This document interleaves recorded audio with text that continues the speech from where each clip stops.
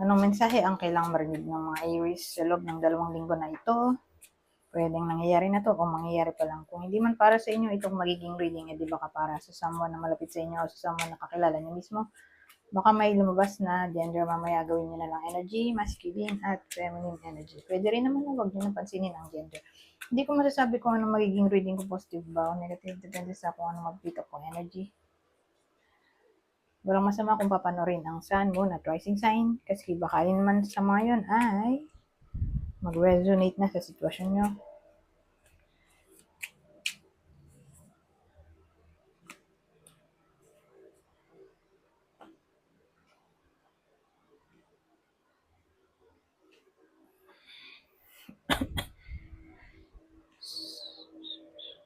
So ano to?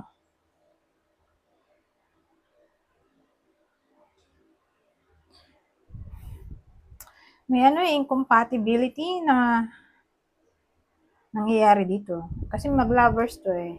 Kaya lang, hindi sila parehas ng suit. Na parang ang dating sa akin,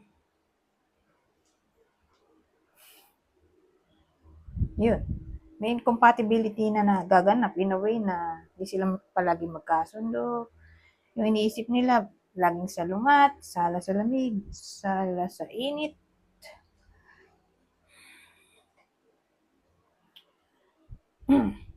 Ang dating yung babae, yung nagkikare pa, o umaasa na maayos pa itong connection na ganito. Pero yung lalaki kasi medyo cold siya dito eh. O pawala-wala.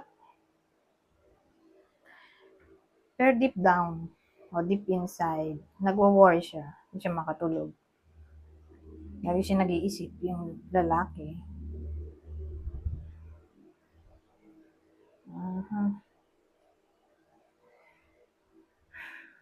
So, ganun ang dating eh. Maganda siguro kung aalamin natin kung anong pwedeng mga pag-awayan nila sa loob ng 2 linggo na to. Pwede nangyayari na to. O mangyayari pa lang, pero yun nga. Malaki ang chance ng pag-aaway. O di pagkakasundo.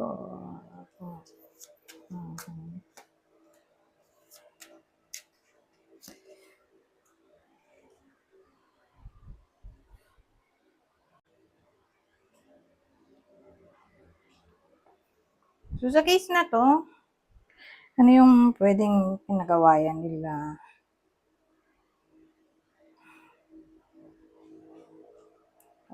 Tingin ko ex-girlfriend,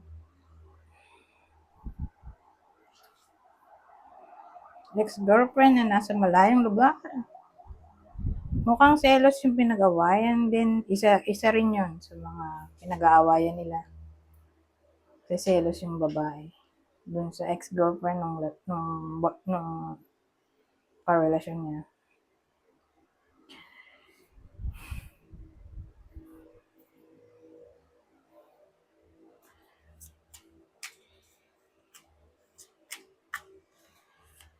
So, ano kayang future outcome ng ganitong klaseng connection, di ba? Nag-aaway sila. O hindi sila compatible. So, tingnan natin. Well, maganda naman yung mga cards, actually.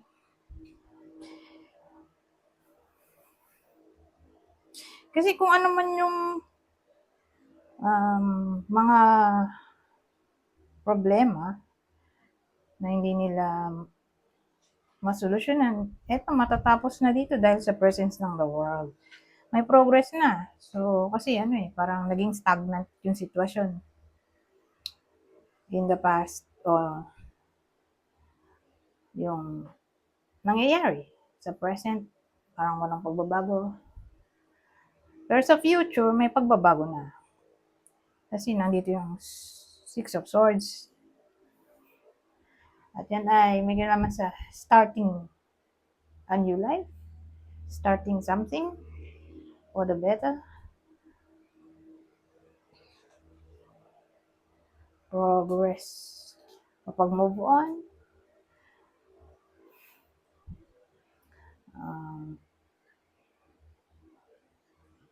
o sabihin na rin natin new beginning o change.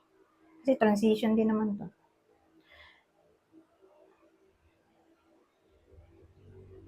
Ma-enlighten kasi silang dalawa. Okay? Na maging matatag at wag sukuan ang connection nila. Dahil nandito ang strengths, called pagiging strong, di ba? So, maganda naman yung naging ending. Anyways, eto, punta tayo dito.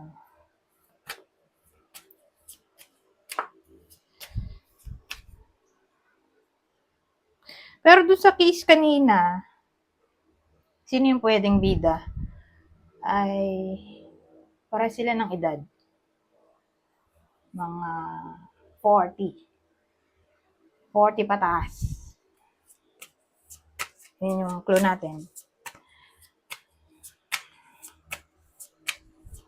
So ngayon, ibang scenario ulit. Ano natin. Dito magkadikit. Although minsan nagdidikit, pero madalas hindi. Hindi nagdidikit yung kwento. Pag nag-iba na ako ng deck, eto, ano to? Gamblers. Tenderness. Medyo ano to.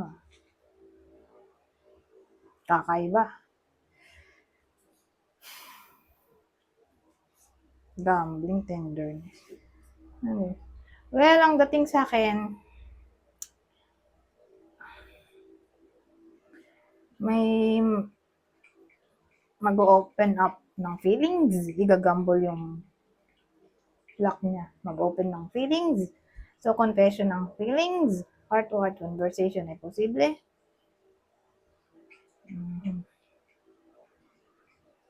Ganun na nang dating sa akin.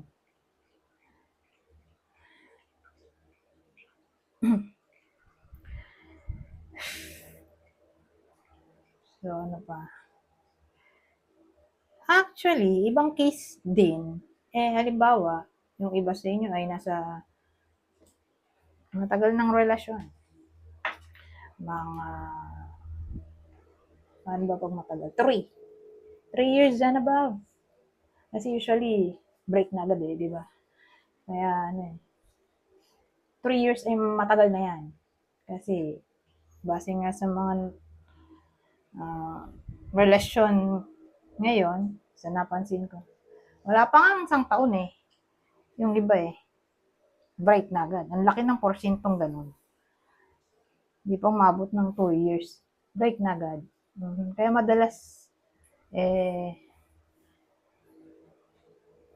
parang, yung 3 years. Although, dapat nga sana mga 5, di ba? At least 5 years. Kaya, sa panahon ngayon, yung 2 years mahaba na. Okay? So, gano'n, mga 3 years and above. Masaya sila. Sa 2 linggo na to, don't worry. Magsasaya sila in a way na lagi silang magkasama, may pupuntahan silang celebration. Basta happy together lang, gano'n. Wala namang problema. Ito kasi fun times din naman to Having fun. Kasi ito yung relasyon.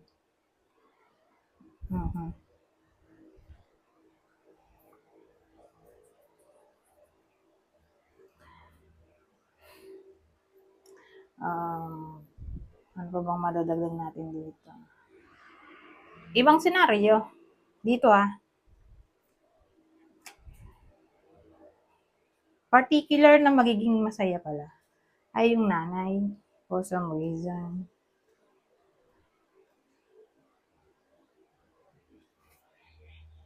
Whether magkasama sila ng asawa niya o karelasyon, masaya sila sa 2 weeks na to.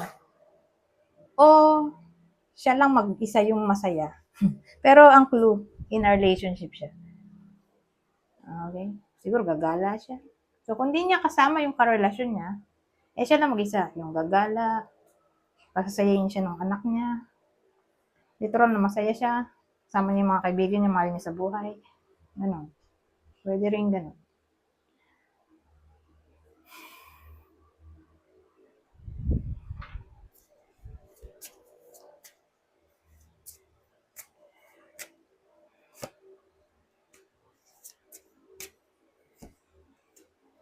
Ito maganda in a way na, ay, maganda ba to? Hindi pala maganda, sorry. Sa money. Sa money pala to. Ito maganda sana. Kaya lang nakita ko to. Sa money. Parang walang-walang pera to. Wala siyang pambili.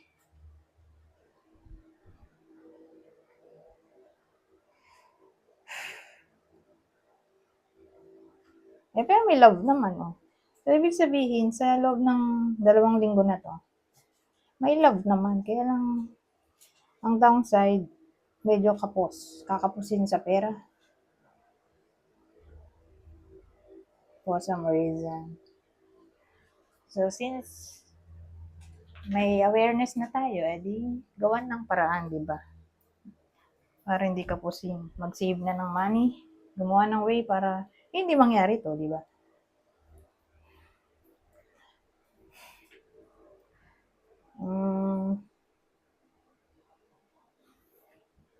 Lalo na siguro ang tatamaan nito yung mga freelancer, commission-based, na parang wala silang racket ngayong 2 linggo.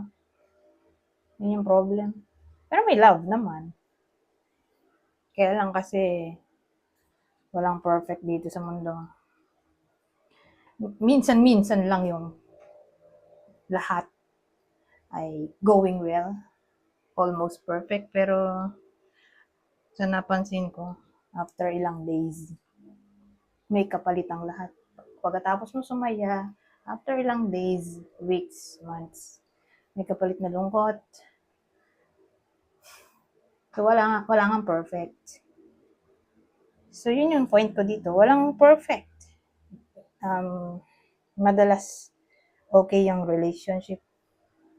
Hindi okay ang career o money. Minsan, okay ang money. Wala namang love life. O nagkakagulo sa love life. Ganon. Hindi siya madalas na almost perfect.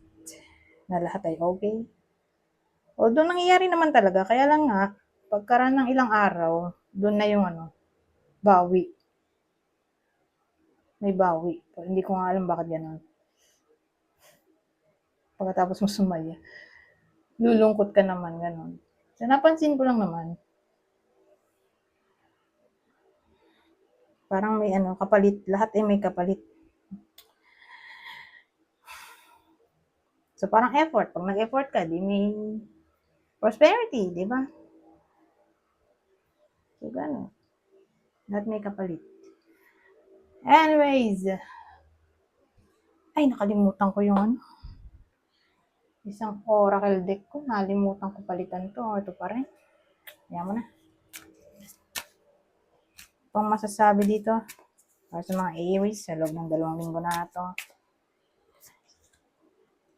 Isang card na ng guilt. Don't let guilt get in the way of happiness. So, ibig sabihin,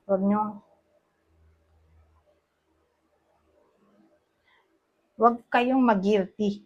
Kung alam niyo sa sarili niyo, karapat-dapat kayong sumaya. Diba? Ganon. Ganon ang dating. Deserve niyo maging masaya. So, huwag mag-guilty. Diba? For as long as wala naman kayong tinatapakan na ibang tao, diba? So, go lang. Wala kayong nasasaktan. So, again, go lang. Ganun ang dating. Anyways, hanggang dito na lang. Goodbye for now.